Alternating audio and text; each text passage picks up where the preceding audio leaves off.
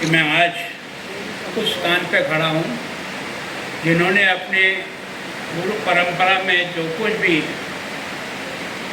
इस देश के लिए, समाज के लिए, धर्म के लिए जो कर सकते थे वो अपने आप में इतिहास में दर्ज हो गया।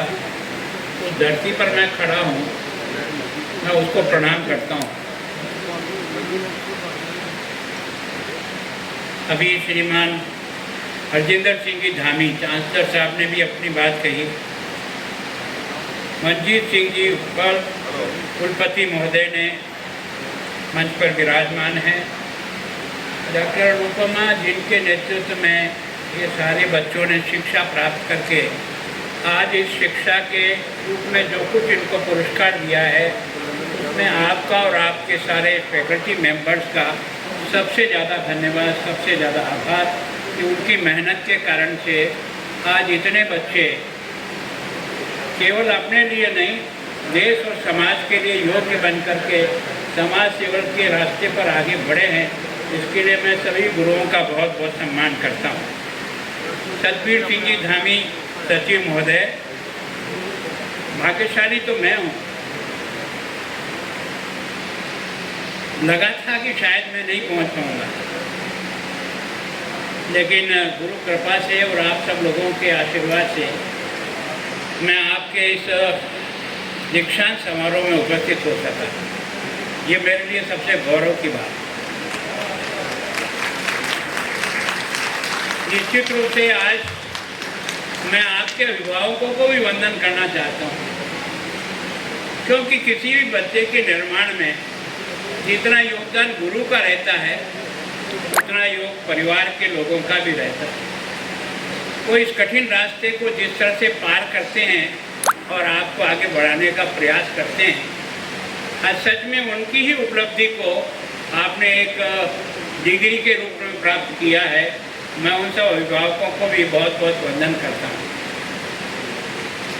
मुझे बहुत प्रसन्नता है कि वास्तव में चौथे कर्म गुरु रामदास जी के नाम से ये शिक्षा का और सेवा का प्रकल्प आपने खड़ा किया। मैं सोचता हूँ इसको खड़े करने वाले लोगों ने जिनका भी योगदान रहा हो, जो आज है या नहीं है, उन सबका बहुत अभिनंदन कि आपने एक ऐसे सेवा के मार्ग के आधार पर आने वाली पीढ़ी का निर्माण करने का संकल्प लेकर के प्रयास किया। मैं सोचता हूँ कि आपका, मैं अपने विद्यार्थियों को कहता हूँ, दीक्षांत समारोह ये कोई अंतिम उपलब्धि नहीं। ये दीक्षांत समारोह तो जीवन की चुनौतियों में उतारने का एक सक्षम तरीका है। आपको समाज ने, गुरुओं ने, आपके अभिभावक तैयार किया। मेरे को पिछले कई सालों से ये सौभाग्य मिलता है कि मैं कन्वोकेशन में कहीं कहीं जाने का अवसर मिलता है, राजनीति में काम करते हुए भी और इस पद पे आने के बाद। आपको और मुझे कितनी प्रसन्नता होती है कि जब डिग्री देते हैं तो उसमें 60% बच्चियां डिग्री में टॉप करती है। इसका मतलब हमारे देश में क्षमता है। हम अगर उस क्षमता का उपयोग करें तो देश निर्माण को और तेज गति हम दे सकते हैं। ये सारा का साया जो हायर एजुकेशन है वो इस बात का प्रमाण है। मैं सोचता हूँ ये जो कुछ भी आज हमने, मुझे पता नहीं था वीसी साहब, आपने तो सभी बच्चों को मेरे हाथ से डिग्री दिला दी। ये शायद पहली यूनिवर्सिटी है जहाँ मैंने अपने हाथ से सभी बच्चों को डिग्री बांटने का काम किया होगा। मेरे यहाँ से राजभवन से आपको बार बार पूछ रहे थे कितना टाइम लोगे, कितना होगा, कैसे होगा, कितने लोगों की डिग्री कैसे बढ़ेगी, पर आपने बहुत दिमाग लगाया कि हर बच्चे का एक फोटोग्राफ भी बन गया। हमने भी जब अपनी डिग्री प्राप्त की तो वो हमारी ज़िंदगी की आज भी बड़ी उपलब्धि है, जो हमारे किसी न किसी ड्राइंग रूम में आज भी हमारी वो पुरानी याद दिलाती होगी कि हमने 75 में और 77 में ये डिग्रियां हासिल की थी। वास्तव में ये आज वास्तव में आप सबके लिए भी बहुत सौभाग्य की बात होगा। मैं सोचता हूँ कि ये जो चौथे धर्मगुरु हैं, इनकी विनम्रता, करुणा और सेवा ये जिनकी जीवन की सबसे बड़ी देन समाज को रही है। और ये जिस अमृतसर में हम खड़े हैं उसको प्रारंभ करने का काम भी उन्हीं गुरु ने किया था, गुरु रामदास जी के, और आज उसी के नाम से इस विश्वविद्यालय में मैं यहाँ खड़ा हूँ। मैं सोचता हूँ कि university of health sciences Shri Amritsar Punjab में स्थित उत्कृष्ट शैक्षणिक संस्थान है जो अनुकरणीय डॉक्टर, नर्स, स्वास्थ्य देखभाल पेशेवरों, शिक्षाविदों और शोधकर्ताओं को तैयार करने का काम कर रहा है। जो समाज के लिए प्रारंभ से आवश्यक था, आज उसकी आवश्यकता और अधिक। विश्वविद्यालय का रूप तो 1916 में बना, लेकिन इस संस्थान का प्रारंभ 1977 में हो गया और उस समय के राष्ट्रपति संजीव रेड्डी ने इसका प्रारंभ किया, ऐसा मुझे बताया है।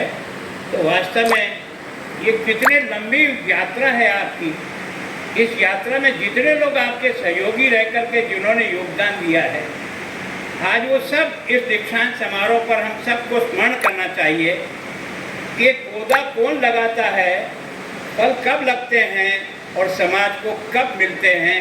इतनी बड़ी साधना और तपस्या करना ये कोई सामान्य काम नहीं है, जो बहुत बड़ा है। मुझे बताया कि 1997 में Ramdas institute of medical sciences and research और श्री गुरु रामदास रोटरी कैंसर इंस्टीट्यूट स्थापित हुए थे। इसके पश्चात 2001 में गुरु रामदास कॉलेज ऑफ नर्सिंग स्थापित हुआ। तो एक तरह से आपने फुल फ्लेजेड मेडिकल लाइन में जितनी आवश्यकताएं होती है उन सब की पूर्ति करने का काम अपनी संस्थान के द्वारा किया। उसके लिए आपका बहुत बहुत धन्यवाद। प्रारंभ में इस संस्था को जो है वो केवल 2006 में 50 सीटें मिली, आज आपके पास 150 सीटें। प्रारंभ में आपके पास 8 सीटें थी पोस्ट ग्रेजुएशन में, केवल 3 सर्जरी की थी, 3 मेडिसिन की थी और 2 एक तरह से आपके पास वो जो अपना एनेस्थेसिया था। आज आपके पास 115 पोस्ट ग्रेजुएट के विभिन्न डिपार्टमेंट का जो ये जो ग्रुप खड़ा हुआ है, ये वास्तव में देश की बहुत आवश्यकता की पूर्ति करेगा, केवल पंजाब की नहीं। हमारा ये सौभाग्य रहा है कि हमारे डॉक्टर देश और दुनिया में जहाँ भी गए ना, वहाँ उन्होंने अपनी प्रतिभा का झंडा गाड़ रखा है। आज भी आज हिंदुस्तान के डॉक्टरों को जो सम्मान मिलता है वो किसी भी देश में हो, अपने प्रोफेशन की दृष्टि से एक तरह से वो बहुत विश्वास योग्य उनकी डिग्री और उनका काम है। तो इसका ये जो गर्व आपको मिला है, मैं सोचता हूँ कि ये जो इंस्टीट्यूशन है इसमें पंजाब, हरियाणा और हिमाचल प्रदेश और आसपास के भी जो राज्य है उनके भी लोग आकर के यहाँ एक तरह से ट्रीटमेंट लेते हैं। ये सौभाग्य है। मैं सोचता हूँ कि उत्तर भारत का ये एकमात्र निजी विश्वविद्यालय स्वास्थ्य विश्वविद्यालय बन पाया, जिससे विकलांग व्यक्तियों के विभाग, सामाजिक न्याय एवं अधिकारिता मंत्रालय, भारत सरकार के तहत एड्स एंड एप्रोलॉजी की खरीद या फिटिंग के लिए विकलांग व्यक्तियों को सहायता योजना प्राप्त हुई है। मैं सोचता हूँ मेरे साथियों, ये एक व्यवसाय नहीं है, सेवा का इससे बड़ा कोई रूप नहीं हो सकता। या तो हम सब लोग भगवान को याद करते हैं जो हमें निर्माण करता है, फिर इन सब प्रकार की झंझटों में से अपने शरीर को बचा करके स्वयं के लिए, परिवार के लिए और देश के लिए, आगे के लिए हमको बढ़ाता है, वो ये संस्थान अपना काम करती है। मैं सोचता हूँ कि आप सब लोगों ने देखा होगा इस देश का कोविड ने डॉक्टरों की महत्ता समझा दी। आपको और हमको शायद पहले इतना सम्मान नहीं आता था, लेकिन उस समय परिवार का व्यक्ति भी हाथ लगाने में घबराता था कि इसको कोविड हो गया तो मुझे भी हो जाएगा कैसे। परिवार से परिवार बिछुड़ गए और कई लोगों की तो केवल इस कारण से मौत हो गई कि वो एक अलूप हो गए समाज से, तो वो अपनी डिप्रेशन में ही वो छोड़ के चले गए। ऐसे समय में हिंदुस्तान के डॉक्टरों ने एक आदर्श प्रस्तुत किया, बिना डरे कई डॉक्टर उस बीमारी के कारण से भगवान के प्यारे हो गए, लेकिन फिर भी इस व्यवसाय को उन्होंने छोड़ा नहीं, उस चुनौती का मुकाबला किया और समाज और देश को बचाया। केवल अपने को ही नहीं, दुनिया के देशों को भी बचाने का काम किया। ये वास्तव में इस देश के लिए बहुत गौरव का विषय है। आपने देखा होगा कि हमें लगता था कि हम कितने दिन जिएंगे और कितने दिन नहीं जिएंगे, कोई संभावना ही नहीं दिखती थी। हमें बड़ा निराशा सा ही हुई, लेकिन इस देश के साइंटिस्ट और आप मेडिकल व्यवसायियों को धन्यवाद देना चाहिए कि देश के प्रधानमंत्री ने आपको पीठ थपथपाते हुए कहा कि अपनी स्वयं की कोई वैक्सीन तैयार करो, जिसके कारण से हम इस महामारी से अपने देश को बचा सके। और हिंदुस्तान के साइंटिस्ट को कोई लेबोरेटरी में जा कर के उनकी पीठ पे खड़ा रहने वाला ये पहला व्यक्ति मैंने देखा जिसने लेबोरेटरी में जा कर के उनका उत्साह बढ़ाया कि आप जो काम कर रहे हो करते रहो, आज नहीं कल सफलता मिलेगी, कल नहीं परसों मिलेगी। और आपने देखा कि पहली बार हिंदुस्तान के साइंटिस्ट और डॉक्टरों ने 2 वैक्सीन, भारत निर्मित वैक्सीन बनाने का पहला सौभाग्य देश को प्राप्त हुआ, ये उस समय प्राप्त हुआ। तो वास्तव में मैं सोचता हूँ दुनिया में कोई चीज़ हमारे लिए असंभव नहीं है। अगर हम सोचें और प्रयत्न करें तो हमें सफलता निश्चित रूप से मिलेगी। मैं सोचता हूँ कि आज की तारीख में हिंदुस्तान मेडिकल टूरिज्म की जगह ले रहा है। दुनिया के किसी भी देश में इतना सस्ता इलाज नहीं है जितना सस्ता इलाज इस हिंदुस्तान में है। हर आदमी और हर देश के लोग यहाँ आकर के इलाज कराना चाहते हैं ताकि यहाँ उनको कम से कम मिले। और हमारे यहाँ वाक्य भी कहा है वसुदेव कुटुंबकम। हमने कभी नहीं कहा कि मैं और मेरा परिवार, हमने सारे विश्व को अपना परिवार माना। हमने भगवान से भी प्रार्थना की तो सर्वे भवन्तु सुखिनः सर्वे सन्तु निरामया। हमने अपने लिए नहीं कहा कि मैं स्वस्थ रहूं और मेरा परिवार स्वस्थ रहे। संपूर्ण मानव कैसे स्वस्थ रहे, ये हमारा एक मोटो है, जिस मोटो के आधार पे हमने अपनी यात्रा को किया है। और मैं सोचता हूँ कि ये जो आयुर्वेद है, इसने कोविड में आपने और मुझे अगर सबसे पहला बचाने का किसी ने प्रयास किया तो हमारी आयुर्वेद की जड़ी बूटियों और आयुर्वेद के काढ़े ने देश में बहुत आत्मविश्वास पैदा किया। क्योंकि गांवों तक तो कोई बहुत जल्दी इलाज पहुंच नहीं पाया था, लेकिन हमारे पैतृक जो जड़ी बूटियाँ थी उनका उपयोग करके लोग अपने आप को स्वस्थ रखे। और आपने देखा कि मेडिकल के दृष्टि से भारत दुनिया में सबसे आगे था। ऐसा नहीं कि हम कहीं कमजोर थे, लेकिन हमने ये बीच का कालखंड इतना बुरा देखा कि हमारी प्रतिभाएं सारी खत्म हो गई। लेकिन वास्तव में आपने देखा होगा कि चरक संहिता, इस चरक ने जिस प्रकार का अपना खोज करके जो जिस प्रकार की मेडिसिन तैयार की, वो चरक संहिता के नाम से अपने दुनिया जानती है। उस समय की सर्जरी में सुसूत्र ने जिस प्रकार की सर्जरी का विकास किया, वो आज भी दुनिया के रिकॉर्ड पर दर्ज है। इसका मतलब हमारी क्षमता कम नहीं। मैं सोचता हूँ इस आयुर्वेद की जितनी जड़ी बूटियाँ हैं, इनको हम कैसे सुरक्षित रखें और इनके आधार पर लोगों को कम खर्चे से इलाज कैसे उपलब्ध कराएं, इसके लिए भी प्रयत्न करना चाहिए। मैं सोचता हूँ कि ये जो तुलसी है, अश्वगंधा है, काली मिर्च है, लौंग है, ये जो अपना लहसुन है, कई बीमारियों का इलाज अपने आप कर देती है। अगर इसका सेवन किया जाए तो निश्चित रूप से अपन इसको कर सकते हैं। मैं सोचता हूँ कि आज जो सबसे बड़ी चुनौती पंजाब में है वो पानी के प्रदूषण के कारण से है, भट्टी के कारण। यहाँ जो कैंसर का जो इस प्रकार के प्रकोप बढ़ रहा है, मेरे यहाँ जो बीकानेर आपके यहाँ से जो ट्रेन जाती है ना, उस ट्रेन का नाम कैंसर ट्रेन है। पहले कैंसर का नाम कभी सुनाई देता था, अब हर चौथे पांचवें घर में कैंसर आ गया है। तो मैं सोचता हूँ इस चुनौती को कैसे मुकाबला करें, इस बारे में भी हमको केवल और केवल दवाई लेकर के आदमी को नहीं बचाएं। आदमी बीमार ही नहीं हो, उसके लिए जिस प्रकार का योग है, बाकी चीज़ें हैं, जीवन जीने की पद्धति है, खाना पीना है, उसको अगर हम व्यवस्थित करने के लिए भी अपने इस आंदोलन को आगे बढ़ाएं तो निश्चित रूप से होगा।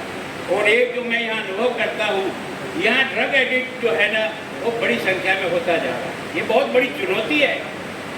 अगर आने वाली पीढ़ी को आपको बचाना है तो निश्चित रूप से उससे कैसे मुक्त किया जाए, इसके बारे में बहुत चिंता करनी पड़ेगी और वो चिंता का केंद्र ये शिक्षा के केंद्र है। यहाँ से बच्चा सीखेगा कि मुझे क्या खाना और क्या नहीं करना, तो हम उसको प्रेरित कर सकते हैं और उसको बचा सकते हैं। मैं सोचता हूँ आज जिन बच्चों को डॉक्टर की डिग्री मिली है, भैया समाज तुमसे भी कुछ उम्मीद करता है, मुझसे भी कुछ उम्मीद करता है।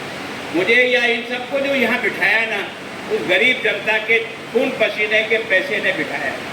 हम जिस यूनिवर्सिटी में पढ़ के तैयार हुए ना, वो अपने पिताजी की नहीं थी, वो समाज के द्वारा खड़ी की गई शिक्षा के संस्थान थे। तो हम इस बात का विचार करें कि जिस समाज ने, जिसने गरीबी देख करके भी अपने आप को इस योग्य बनाया कि आज अपन कुछ कर सकते हैं, तो हमें इस दीक्षांत समय पर इस दिमाग में ये बिठाना चाहिए कि निश्चित रूप से हम उस समाज को क्या दे सकते हैं जिस समाज ने हमको सब कुछ दिया है। तब तो हम सोचेंगे कि हमारी डिग्री और हमारी योग्यता का कोई लाभ है, बाकी अपने लिए और परिवार के लिए तो जानवर भी जीता है, कोई अर्थ नहीं है। अगर हम वास्तव में इंसान हैं तो हम परोपकार के लिए जिए। हमारे गुरु ने यही परंपरा सिखाई हमको, है ना। जियो तो स्वाभिमान से जियो, जियो तो अपने धर्म और ईमान के साथ जियो, तब तो तुम्हारा जीवन सफल होगा। और उसके लिए उन्होंने, मैं सोचता हूँ गुरु गोविंद सिंह के बच्चों का बलिदान जो है ना, वो देश आज भी याद करता है। हम बचपन में जब गीत गाते थे ना, जोरावर जोर से बोला, फतेह सिंह शोर से बोला, धरो ईंटे रखो गारे, चुनो दीवार हत्यारे, निकलती श्वास बोलेगी, हजारों बार बोलेगी, मेरे गुरु बोलेंगे, देश बोलेगा। क्या बात है। और अगर हम केवल और केवल बस रोटी खा के मरना चाहते हैं तो ये हमारा दुर्भाग्य होगा। अगर हम केवल और केवल अपनी सजावट करने में सारी जिंदगी गुजार देंगे तो कोई अर्थ नहीं निकलेगा। उन्होंने अपने इस धर्म की रक्षा के लिए इतना बड़ा काम किया कि अपने चारों बच्चों को न्यौछावर कर दिया। कोई मिलेगा उदाहरण ऐसा दुनिया में कहीं नहीं मिल सकता। मैं सोचता हूँ कि और छोटे भाई के गले में जब पहली ईंट आ गई ना, तो बड़े भाई के आंखों में तो पानी आ गया। तो उसे लड़कार के पूछा, पानी तेरे आंखों में? कहा नहीं भैया, इस कारण से नहीं, मुझे इस बात का दुख है कि जमीन पर मैं तेरे से पहले आया, लेकिन धर्म ईमान के लिए तू मेरे से पहले जा रहा है, इसका दुख है। यह है हमारे संस्कार, ये है हमारे जीवन जीने की तरीका। तो मैं सोचता हूँ इसको याद रखें, तब हम करेंगे। मैं सोचता हूँ कि मैं इन्हीं बातों के साथ आप सबका, आपकी कमेटी का, हमारे वाइस चांसलर का, सबका बहुत आभारी हूँ। यहाँ उपस्थित सभी शिक्षा प्रेमी बंधुओं से, स्टाफ मेंबर से मैं बहुत आपका आभारी हूँ। और मैं चाहता हूँ कि शिक्षा के साथ जीवन जीने का तरीका सिखाने का भी यही संस्थान होती है जो आदमी को जीवन जीने का तरीका सिखाए। अगर हम वो नहीं सीख पाए तो हमारी डिग्री का कोई अर्थ नहीं है समाज और देश के लिए। मैं सोचता हूँ इस बात में आप सब लोग विचार करें। एक बार मैं इस विश्वविद्यालय के प्रति अपना बहुत आभार और धन्यवाद ज्ञापित करता हूँ और आपसे और सबसे और गुरु से भी आशीर्वाद चाहता हूँ कि हम सब अपने जीवन को जो कुछ शक्ति दी है 2047 में भारत नंबर 1 का देश कैसे बने दुनिया में, इस यात्रा में हम सब लोग कैसे सहयोगी हो सकते हैं, कैसे काम कर सकते हैं। इसी के साथ वाहे गुरु का खालसा।